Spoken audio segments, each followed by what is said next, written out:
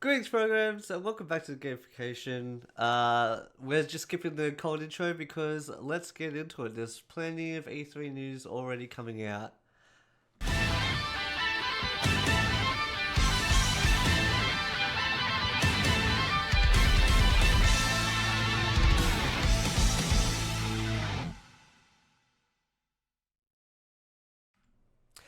Anyway, starting again, welcome back to Gamification, a place where we can get together as fellow geekers always and talk about all the things happening in the world of gaming, movies, TV, and what have you. Just mainly E3 news coming out this week because it has kind of officially started. EA Play just happened earlier today. And so, let's get into the news with the first thing that I like to call new news. It's good news. Not always. We have three announcements, like news articles, I guess you could say, but they're big ones, so just bear with me. So, news number one. Sony announces December 2020 release date for the Uncharted movie. This is from Eurogamer.net. And before you cringe, go, oh, just wait for the news. Sony has announced a release date for the Uncharted movie, 18th of December 2020. The Uncharted movie stars Tom Holland from Spider-Man fame, right?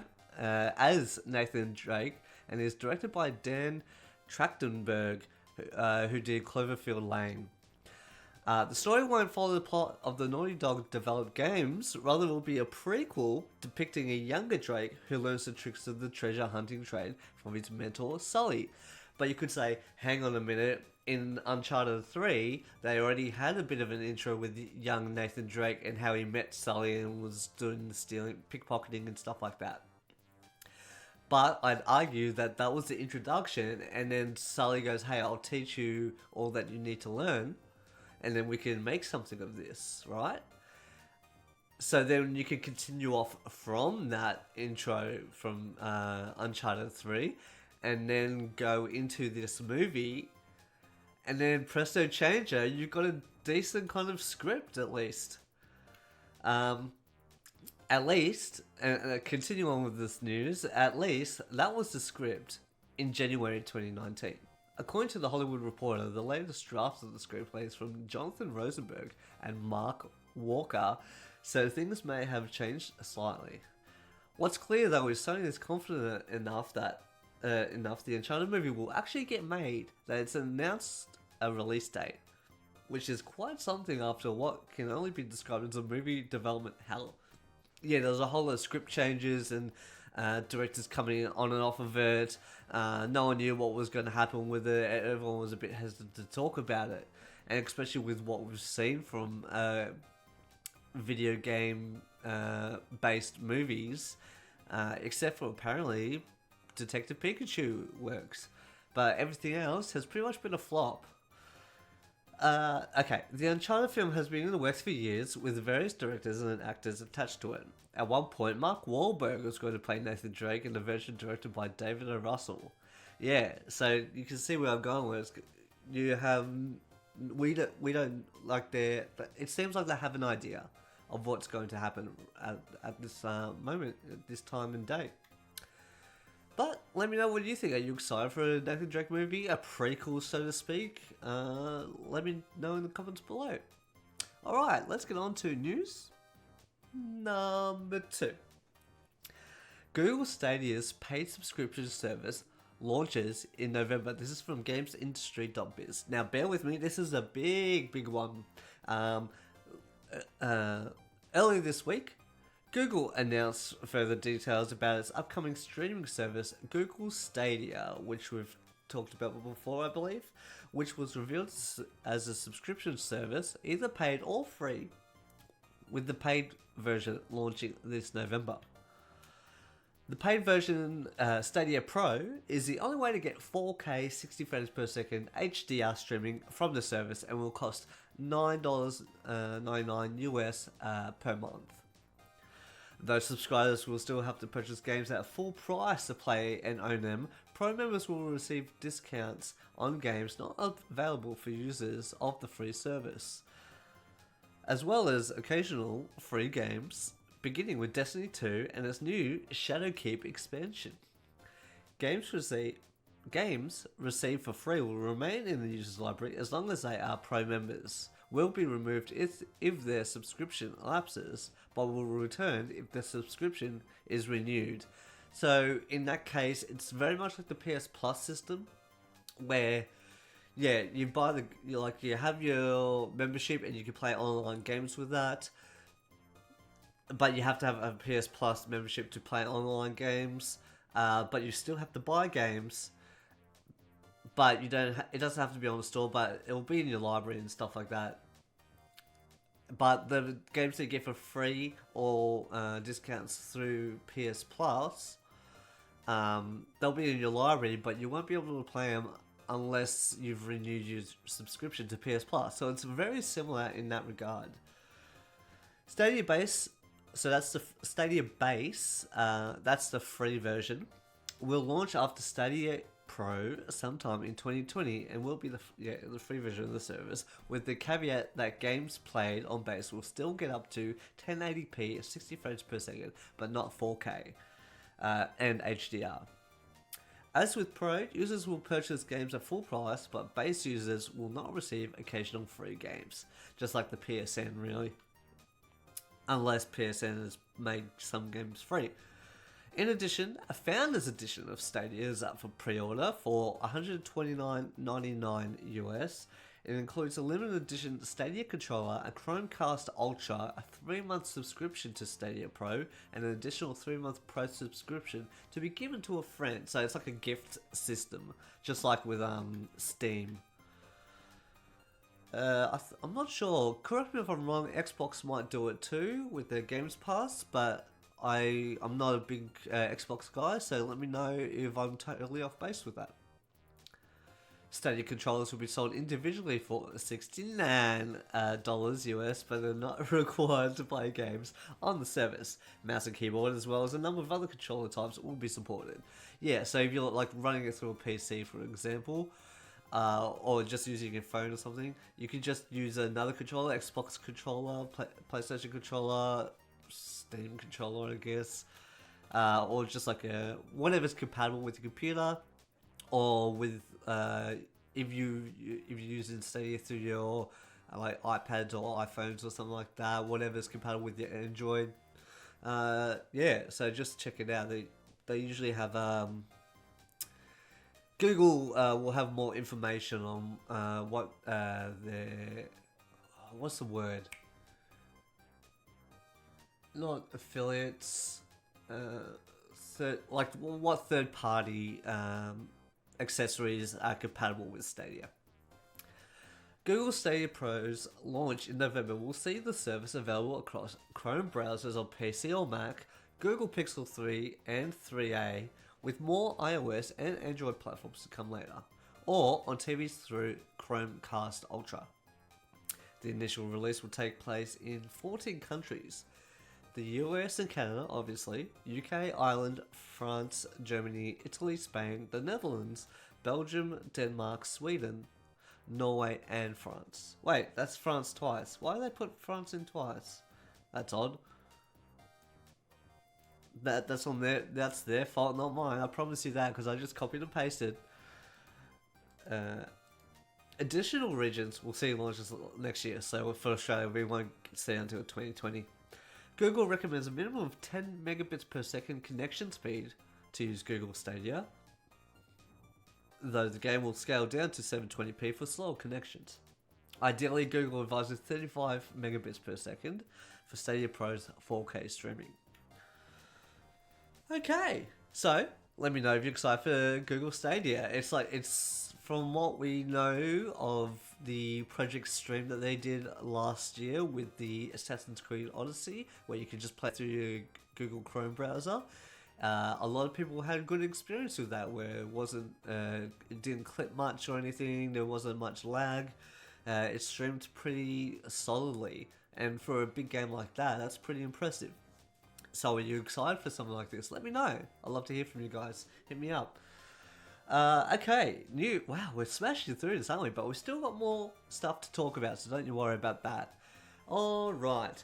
News number 3. Star Wars Jedi Fallen Order details and gameplay revealed. This is from StarWars.com. I was actually up for the EA Play stream earlier this morning at like 2 o'clock, 2:30 in the morning. My goodness. But it was cool. It was alright. It was very EA. It was very EA Play. They didn't talk much about obviously FIFA and Madden and stuff like that. The Sims 4, they've got a new trailer and stuff. But right now we're just talking about Star Wars because it's me, right? Okay, so the creators from Respawn announced new characters, force abilities, debut never before seen footage, and released more details from the forthcoming game during EA Play this weekend. And that's why I'm reporting on it. I was late with the recording, so I said, hell, screw it, I'll just put this in and it'll work. During an exclusive panel at EA Play earlier today, very early for me, game makers from Respawn, Vince Zampella, head of Respawn, and Stig I can't pronounce the name. Asmussen? Stig Asmussen. I'm sorry if I've butchered that pronunciation. The game's director introduced the world to the first few minutes of real-time gameplay of the former Jedi Padawan Cal on a mission to the familiar forest planet of Kashyyyk. There was a lot of other stuff about what you have to do in that mission, but I just kind of skipped through that. So if you want to read the full article, it's on StarWars.com and other places, GameSpot, IGN, right. Okay, quote, Stig and his team have done an amazing job, end quote, Zampella said after the extended peek at gameplay was played. The unedited footage featured Cal traversing the Kashyyyk level with his diminutive and faithful droid companion BD-1, full name Buddy Droid 1, and that's a call out to Titanfall, I believe. No, I could be wrong. Although uniquely suited to introduce fans to a new cast of characters in an era that has gone largely unexplored in the past, not true. Creators said there will be some familiar places and faces, including Guerrilla Rebel Saw Gerrera, voiced by Forrest Whitaker, reprising the role, as well as new planets to explore and never before seen characters to meet. Yeah, that was one of the first things I was like shocked about when I saw the gameplay. You see the character run up and then meet up with this group, and then Saw, I was like, holy shit, it's Saw Gerrera. And it's not the raspy, full-headed hair version that you see in Rogue One. It's the bald version. He's a bit younger and he's a bit more agile and stuff like that. He doesn't have the breathing thing on the respirator mask thing. He doesn't have the limp. He's just got that suit, right? And it's very much in the timeline of Star Wars Rebels when you meet Saw Gerrera. When he's older, he's a little bit crazy, but he's got the suit and he helps you out. He's been fighting on the rebels, but he's an extremist and stuff like that. So you go in and you help free the Wookiees who are being enslaved on Kashyyyk. It's really cool. On the run during this single-person action-adventure game. Oh yeah, I skipped a whole more other stuff, so please go read the full article. On the run during this single-person action-adventure game, Cal must stay one step ahead of the Empire while simultaneously unraveling an ancient mystery that could help restore the Jedi Order. Didn't know about that stuff. Asmussen said this is totally canon. It's part of the whole thing. You see this, the main antagonist, I guess you could say, or your enemy, is the second sister who's hunting you down. She's a Jedi hunter that works for Vader, and they're like dark side hunters that aren't as powerful as Sith, right? And if you've seen Star Wars Rebels, you see them in there too. Okay, so noting that the story was developed closely with Lucasfilm, especially with the story group. And like I said before, second sister, she was in the comics. She was in this created for this game originally first. They put it in the comics. And we didn't see it in Rebels, but we saw the seventh sister and the fifth brother and stuff like that, eighth brother. And the Grand Inquisitor, who was like the head of that group, the Jedi hunting group, and then they reported to Vader and Palpatine, obviously. Force Slow is a new ability in this. Oh, this is just a little bit I wrote up just because the article was too long. Force Slow is a new ability in the game, and I said it's very much like the Force Stasis moves that Kylo Ren uses in The Force Awakens when he stops that blaster bolt, and later on in the movie when he freezes Rey and she can't move. So it's kind of like a degraded version or a weaker version of that, where he kind of focuses on a point, slows it down, or slows time around a certain area. It's really interesting because at one point he was getting shot at by a stormtrooper. He slowed the blaster bolt down, pulled the stormtrooper to him, which was really cool, and then moved the stormtrooper across and the blaster bolt hit the stormtrooper. I thought that was really cool. And then there was other times when he fights. I should also mention. Oh yeah, and Force the Force Stasis, like the Kylo Ren version, right, the more powerful version. That was also shown in the Knights of the Old Republic games. So it's not a brand new move, but it's one that they're kind of bringing back in from Legends into canon. Cal can also wall run, which is a. Oh, I spelled that wrong. It's kind of like a standard of respawn games like Titanfall and Apex that wall running's a thing now. Pardon me. So, if you like that stuff, awesome. And it also has some Uncharted vibes, like exploring and activating things to get panels to move, and then you crawl up walls, kind of like rock scaling and stuff like that. Very Assassin's Creed in a sense as well, if you think about that stuff. Purge troopers are kind of like stormtroopers specifically trained to fight Jedi or hold them off until the Inquisitors get there, which are really cool. They're very black, and they've got those electro staff sticks that you see in Episode 3, where General Grievous's Magna Guards have them. They're like the original ones, and then they've kind of gone through the ages. You kind of see like the riot battens in Episode 7 and 8, like the one that Finn uses that he fights Captain Phasma with. It's very similar to that, but it's like a big electric staff instead of just a riot stick kind of thing. I also wanted to mention.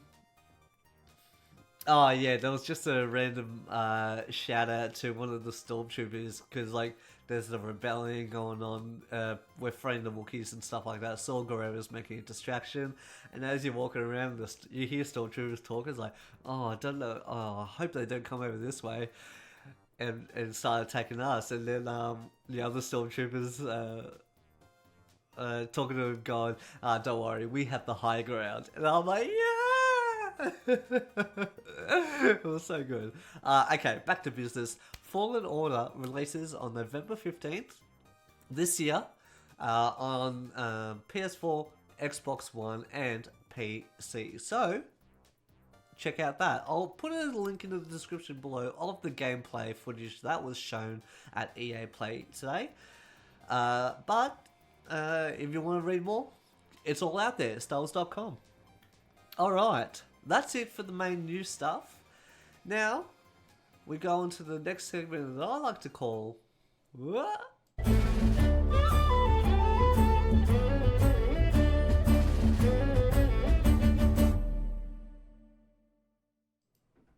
That's it.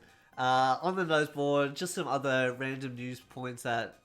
other news and leaks and rumours and stuff like that have been coming out prior to E3, so I thought I'd give a shout out to some of this stuff that I might not have gone into more detail with, or there wasn't much detail to begin with, so I thought let's not put it in the full news section. Number one, Bandai Namco's From Software. You remember those? Bloodborne, Dark Souls, Sekiro, Shadows Die Twice. Their E3 announcement leaked. This is the game that was being made by Miyazaki and also had some collaboration with George R.R. Martin, who does Song of Ice and Fire. So the game is called Elden Ring. It is a fantasy action RPG set in a world created by Hidetaka Miyazaki and George R.R. Martin. That was from gematsu.com. If you want to look up more, there's not much more there at the moment, but we'll probably see more at E3, so keep a lookout for that. Another little random thing that I found in the depths of the internet: Magic the Gathering is getting an animated TV series, or the animated series as I like to call it, and it's coming out on Netflix. The Russo brothers are heading it after they've done Endgame. It's like, how can you do anything better than that? And this might be really interesting. Also, Henry Gilroy, who worked on the Star Wars anime stuff like Clone Wars and Rebels, he's working on it. And Bardell Entertainment, who worked on Rick and Morty, Teen Titans Go, and Netflix's The Dragon Prince, which is a great show too. I really enjoyed that. And a lot of other people working on it. So it's going to be a big production apparently. But it's not about the actual card game, it's about the characters in the card game and like their overall story and stuff apparently. I don't know much about Magic the Gathering. I wasn't a big fan, I was more of a Yu-Gi-Oh fan, but they're assuaging our fears and saying it's not going to be like that. It's going to be like a full fantasy story. It's not going to be a let's play a game story and then save the world as a consequence kind of thing, which was kind of dumb. It's not for kids, remember? As the For Kids the company, it's not for children. It probably is for children as well, but anyway, it's coming out.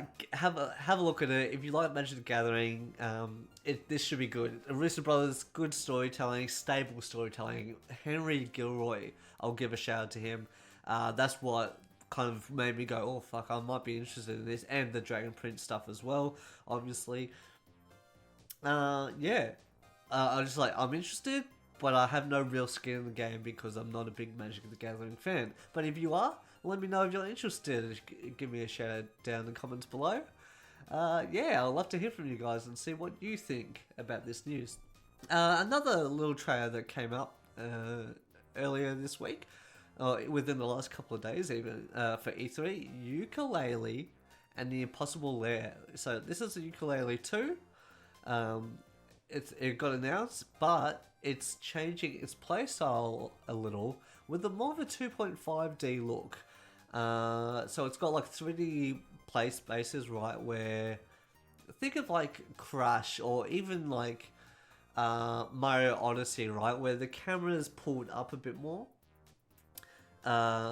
Pulled back, so you're not like running close to the character. It's not like a third-person game, but it's still got the puzzle solvings and movement and stuff from the. It's like it was made as the original game, but they just changed the camera to a more of a 2D kind of look, like either an isometric look or a side-on look. So it's like you do side-scrolling stuff, and then the camera will change to more behind you, but further up. It looks cool. It looks different, like the same but different, right? Where it's like, oh, this is very Yooka-Laylee, very not platinum, Platonic Games style Banjo-Kazooie, right? But it's got just enough of a twist where it might work better on a handheld system like the Switch, right? It's 2D traversal. Oh, yeah, okay. I should show you this. All right, yeah. This is what I wanted to show you. Rumors abound. As we come into E3, we're going to see some new things, including.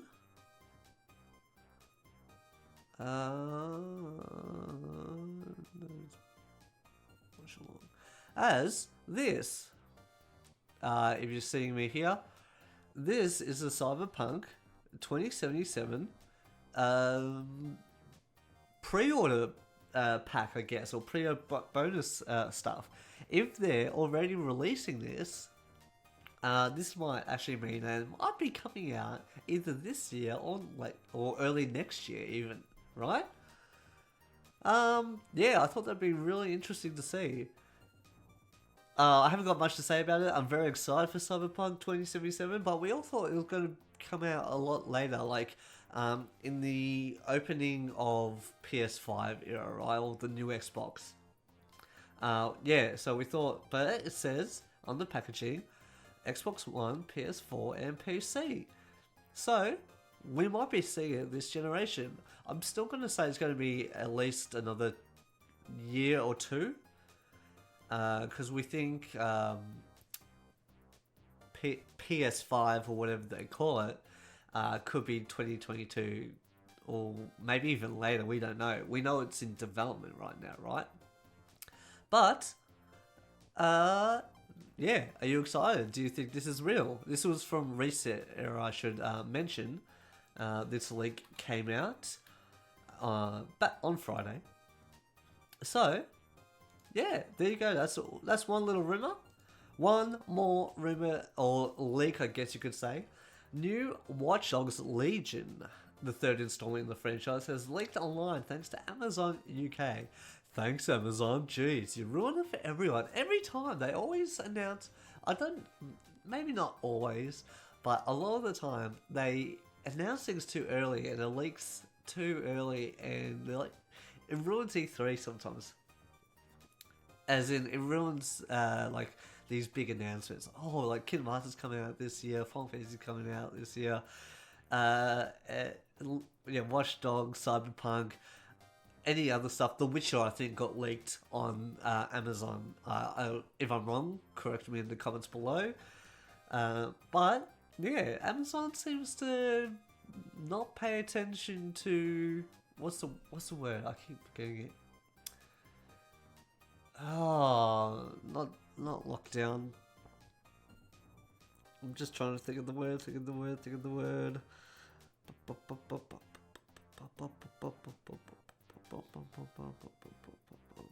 Oh, I can't think of the word. It's like press restrictions.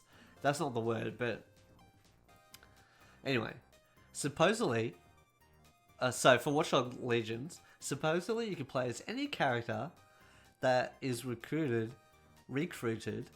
and it is set in the near future dystopian version of London, a post-Brexit world, apparently. So let's just wait for the Ubisoft E3 announcements. But speaking of E3, and if you want to know what times, check schedules for anywhere in your countries. They'll have a big one there. If you just go to e3.com or something like that, they usually have it. But here's the Australian one, thanks to IGN. So Microsoft is coming out tomorrow, 6 a.m. They'll be starting, but I'll probably be still awake by then. Even that's like 12 hours from now, or 11 hours from now. No, it's more like 13 hours from now. My apologies. But yeah, Bethesda later on in the day, Ubisoft on Tuesday in the morning, and then Square Enix later that day.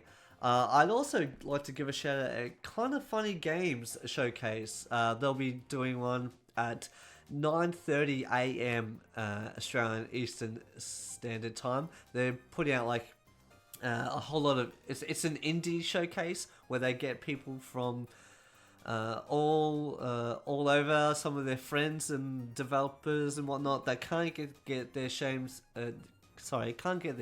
shown off at E3, or can't afford a big press package or anything like that.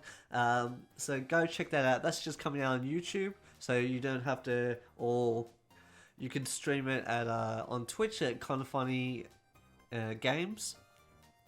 So that's at 9:30 a.m. Australian Eastern Standard Time. So that's in between Ubisoft and Square Enix. So that's great. So, yeah, you'll probably do. Yeah, so that'll go from about 50 minutes to an hour. And then, so you get some good indie titles there, and then you can go into the good Square Enix stuff. Final Fantasy.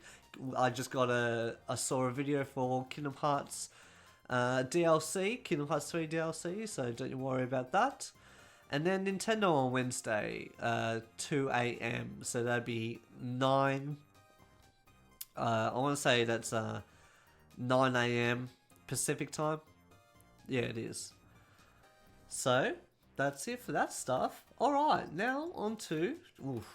I skipped last week, so we've got a few games to get through. Games out this week or last week. So let's get into it. Last piece. Thank you for sticking around this long. PixArk. So Pix and then capital ARK on PS4 and Xbox One.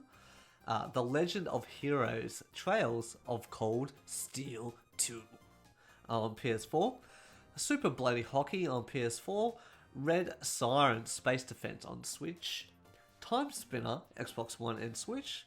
Trover Saves the Universe PC and PlayStation VR, so PS4 VR.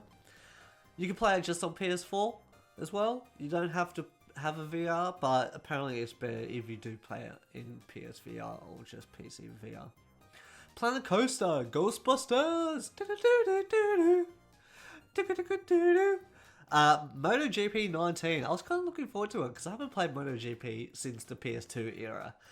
This is on Xbox One, PS4, Nintendo Switch, and PC. Slay the Spire on Switch. Phantom Doctrine, Nintendo Switch. Summer Sports Games. That's just sounds cheap but fun kind of thing. Nintendo Switch. Solomon's Key on the Switch. Journey is out on PC. Go play Journey. Go do it. It's only a 2-hour experience. And you're probably thinking, whoa, don't tell me what to do. But honestly, it's a great experience. Really worth it. Only like 2 hours at the most, right? You can just smash through it. But it's just a great piece of art. Refund on the Switch and PS4.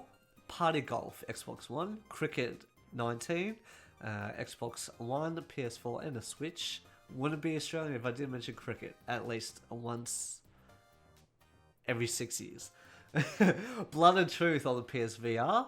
That one's definitely worth checking out. Crystal Crisis on the Switch and PS4. Neo Geo Ninja Commando on PS4. Brothers, A Tale of Two Sons on the Switch.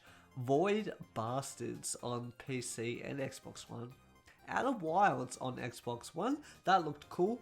I think they showed that last year at E3.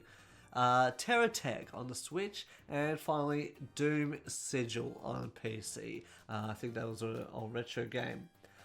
Oh boy, there was a lot to get through there. And there's going to be more next week. Don't you worry about that. With E3 wrapping up, there's going to be so much to talk about. So just stay tuned for that, I guess. Let me know if you're looking forward to any new games, or what do you think of any of this stuff, the animated series. Let me know down in the comments below, or hit me up on any of my socials down here. Twitter, specifically, wink wink. Yeah. Oh, I'm also streaming now. I'm having a fun time. Go hit me up at the gamification. Good fun there. We're playing, what were we playing the other day? We'll play some Atelier Iris, some Dragon Ball Z games on the PS2. Oh, bloody hell. Final Fantasy VII Crisis Core as a precursor to what we'll be seeing at the Square Enix conference. Wink, wink. So, go check me out there. Come say hello. Come have a bit of fun with us. Have a bit of a laugh. Just playing some random games. Star Wars, obviously, we'll be playing as well. Yeah. So, that's it for me. Finally, we're getting right into the rhythm. E3's just there. We've just started. We're like on the knife's edge of E3. There'll be more coming out soon, and I cannot wait. I love to hear from you guys. But until then, thank you for sticking around. I'll see you hopefully next week after the turmoil of E3. Jacko out.